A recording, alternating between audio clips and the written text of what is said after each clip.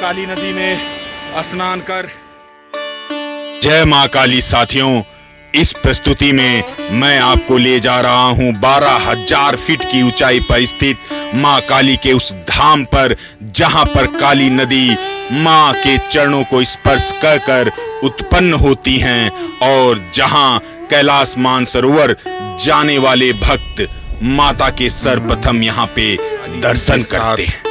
व्यास जी से है और यहाँ के लोगों की आस्था से है। तो अब तक की पूरी यात्रा में आपने दिल्ली से जागेश्वर होते हुए धारचूला और पिछली प्रस्तुति में आदि कैलाश के दर्शन को देखा।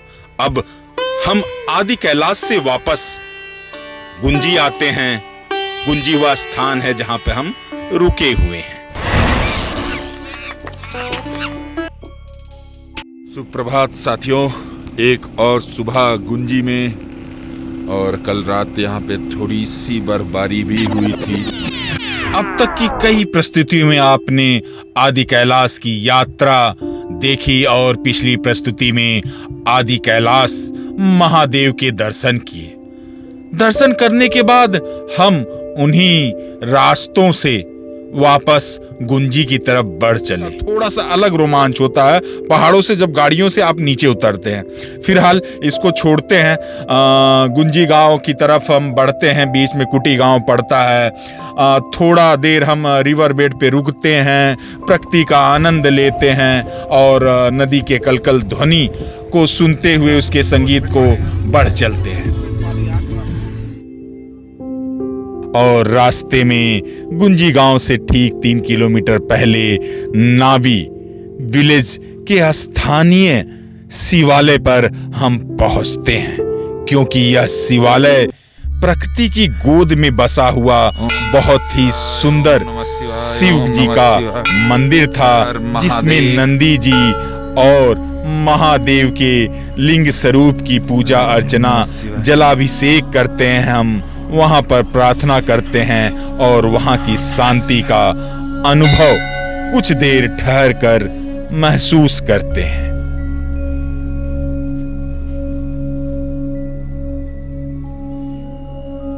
महादेव के आशीर्वाद को प्राप्त करने के बाद थोड़ी सी प्रकृति का अवलोकन अपने मनोमस्तिष्क पे रखते हुए हम फिर इस शिवालय से आगे बढ़ चलते हैं अपने होम स्टे सीता गुंजयाल की तरफ।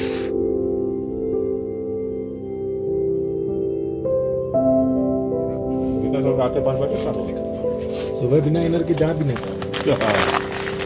हमारा टाइम पूरा यूटिलाइज हो गया। हम लोग यहाँ आए तब पता चला। रात के बज रहे हैं 11। गुंजी में हमें ये दाल चावल और रोटी मिला है, शानदार लग रहा है। ये मिलिए, ये है रैम्बो, और ये मिलिए, ये है काली। अब आपको दिखा दिए, अब खाना भी खा लें हम लोग।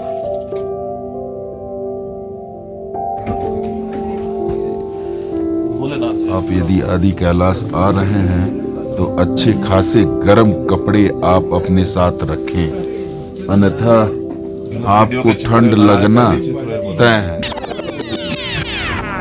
तो साथियों, भोले की फौज निकल चली है अगले गंतव्य की ओर, या कहे हम गुंजी से अब निकल ही रहे हैं। मगर इस स्थान पर आएंगे क्योंकि यहाँ पे अभी पेमेंट करना है और नाश्ता करना है।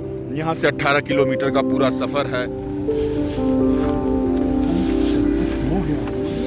और मनीष जी, कैसा लग रहा है? बहुत अच्छा लग रहा है। अब आगे देखिए कितना समय लगता है आगे पास एंट्री कराने में। गाड़ियाँ बहुत सारी गई हमसे पहले आज आगे। तो साथियों, जब तक आप इन खूबसूरत रास्तों का लुत्फ उठाते हैं, आइए आध्यात्मिक और धार्मिक पथ से हटकर इस क्षेत्र के राजनीतिक और भौगोलिक स्थिति को जानते हैं। काला पानी सीमांतर क्षेत्र है 3 देशों का, चीन, नेपाल और भारत का। नेपाल का दावा है कि यह क्षेत्र उसका है, जबकि भारत कहता है कि 1815 पे जब ब्रिटिश सेना ने यहाँ के गोरखाओं को हराकर इस क्षेत्र पर अधिकार किया और सुगौली नामक संधि के द्वारा नेपाल के महाराजा से इस इलाके को ब्रिटिश भारत में मिला लिया। तो तब से यह भारत का हिस्सा है। और यह बताता चलूं कि यहाँ पर कोई संचार की सुविधा नहीं है। यहाँ से कुछ दूर पर ही भारत चीन का बॉर्डर आता है, जिसकी सुरक्षा ITBP और बॉर्डर सिक्योरिटी फोर्स करती है। फिलहाल हम मां काली के धाम, काला पानी और काली नदी के उद्गम स्थान पर पहुंच गए हैं। आइए आगे इस धाम के धार्मिक और आध्यात्मिक पक्ष को भी जान लेते हैं। साथियों, हम गुंजी से 9 किलोमीटर आगे आ चुके हैं और अब आप देखने जा रहे हैं व्यास गुफा और उसके बाद काली माँ का दर्शन काली मंदिर पर और काली नदी के उद्गम स्थान को। तो दोस्तों, अब मैं आपको दिखाने जा रहा हूँ व्यास गुफा, वह छोटी सी गुफा जहाँ पर वेद व्यास जी यहाँ पर तपस्या किया करते थे। अब आपको एक छिद्र दिखाई दे रहा होगा गोल आकार का, उसके ऊपर भी छिद्र है। वह जो छोटा सा छिद्र है, उसी छिद्र पर, उसी गुफा पर बैठकर वेद व्यास जी यहाँ पर तपस्या किया करते थे। और इसी गुफा में तपस्या के दौरान माँ काली उनके स्वप्न में आती हैं और इस मंदिर के स्थापना का कारक बनते हैं व्यास जी। अब साथियों, काली मंदिर की तरफ हम बढ़ रहे हैं। अब माँ काली के दरबार में जा रहे हैं साथियों। चलिए माँ काली के दर्शन करते हैं और आपको कराते हैं। या देवी सर्वभूतेषु शक्ति रूपेण संस्थिता। यह जो आप धारा देख रहे हैं, यही काली नदी यहाँ से निकल रही हैं। इससे पूर्व कि साथियों मंदिर के मुख्य गर्भगृह तक पहुंचे और काली माता के दर्शन का लाभ उठाएं, आइए इस धाम के पौराणिक कथाओं को जान लेते हैं। पौराणिक कथाओं के अनुसार काली माता का ऐसा वरदान है कि कैलाश मानसरोवर जाने की इच्छा रखने वाला मनुष्य सर्वप्रथम इस मंदिर के दर्शन करके ही प्रस्थान करे, तभी कैलाश के दर्शन का पुण्य उसे प्राप्त होता है। यह मंदिर इस क्षेत्र में हरियाली एवं खुशहाली के लिए समर्पित है। वो कैसे? क्योंकि इसका जब आप प्रादुर्भाव या कहीं इस मंदिर की स्थापना का पौराणिक कथा सुनेंगे तो समझ जाएंगे।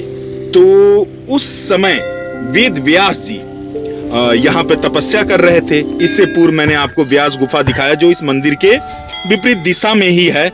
तो उस दौरान माता काली उनके स्वप्न में आती है और उनसे कहती हैं कि आप यहाँ पर मेरा प्राण प्रतिष्ठा कर कर मंदिर का निर्माण कराए, जो इस क्षेत्र के उपजाऊपन और हरियाली का कारण बनेगा। क्योंकि यह क्षेत्र पहले काफी वीरान और क्या कहें एक तरह से बंजर था।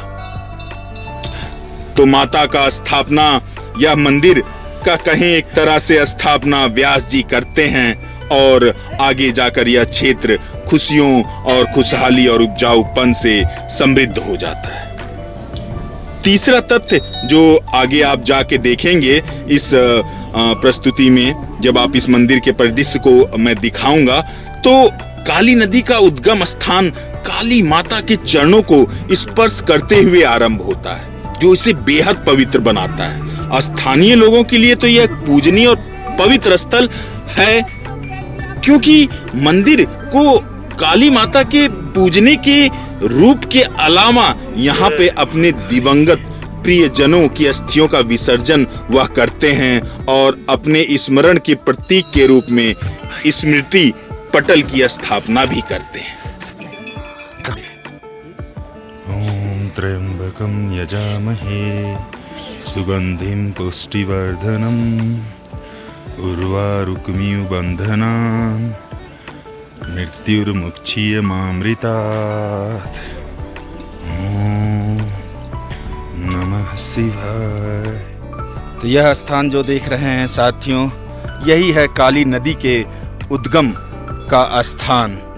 उसी के बगल में माँ काली का मंदिर है, उसके बगल में राम भक्त हनुमान जी का मंदिर है, काली माँ के मंदिर के सामने आप देख सकते हैं उमा और उमापति शंकर जी विराजित हैं और कुछ ऐसा परिदृश्य है इस मंदिर के प्रांगण से।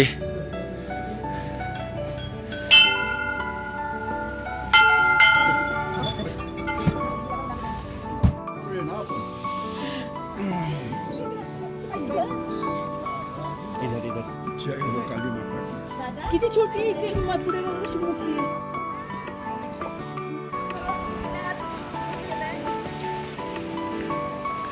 तो आप जब ओम पर्वत के दर्शन के लिए जाएं तो यहाँ अवश्य माँ काली का आशीर्वाद लेकर ही आगे बढ़ें।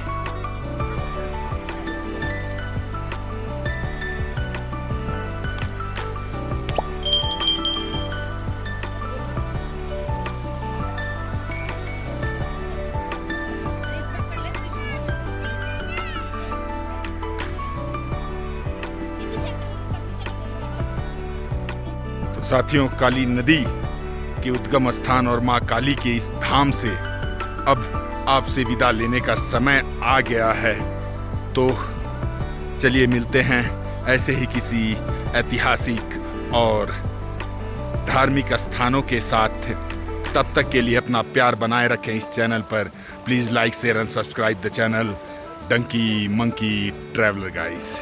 जय माँ काली, जय माँ काली। साथियों, यह जो धारा देख रहे हैं, यह जो बड़ी धारा नज़र आ रही है, यह ओम पर्वत से निकल रही है और उसी के बगल से जो छोटी धारा निकल रही है, यह छोटी धारा जो काली माँ के मंदिर से निकल रही है, यह काली नदी का धारा है। आगे जाकर यही नदी काली नदी के नाम से जानी जाती है और भारत में महाकाली के नाम से जानी जाती है।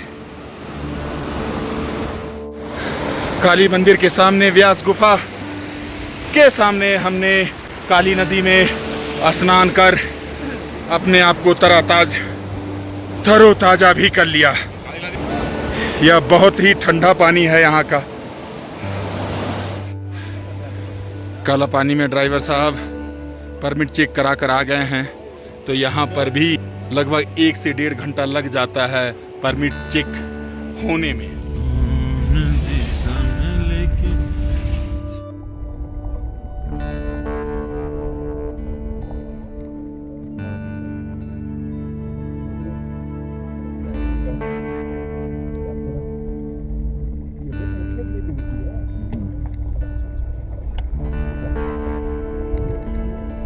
ये लग ही रहा है कि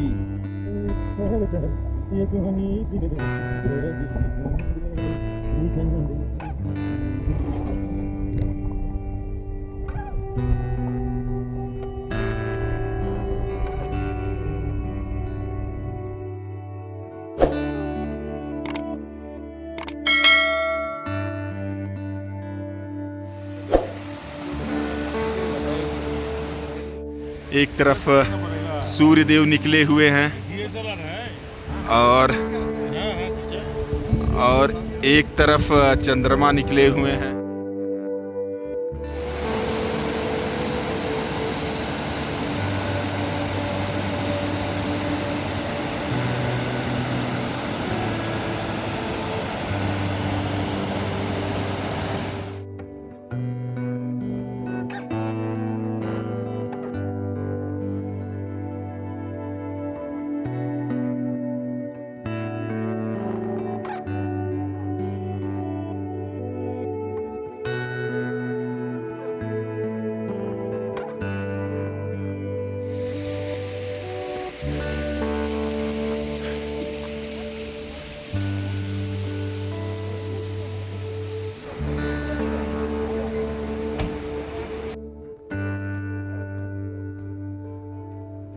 अब इन वादियों पर छाया धूप, यहाँ पे आपको चंद्रदेव नजर आ रहे होंगे। वहाँ पे सारे शिखर बर्फ से आच्छादित हैं। इधर जवान दौड़ रहे हैं। इधर पहाड़ों पर हल्की हल्की वृक्ष है। तब एक ही जगह प्रकृति के कई रूप आपको नजर आ जाएंगे। चलिए मिलते हैं।